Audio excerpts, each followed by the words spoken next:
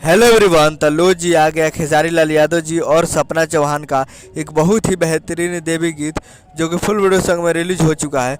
और इस गाने को लिखे हैं कृष्णा बेदर्दी जी और म्यूजिक है आर्या शर्मा जी का। और इस गाने को गाए हैं खेसारी लाल यादव जी और शिल्पी राज जी, जो कि आपको स्क्रीन के ऊपर दिखाई दे रहा है। जिस सॉन्ग का टाइटल रखा गया है पुरिया ले लो है, जिसका टाइटल है पुरिया ले लो है, और ये फुल वीडियो सॉन्ग में रिलीज हो चुका है। और वीडियो में है खेसारी लाल यादव जी और सपना चौहान जी, फिट में है सपना चौहान जी।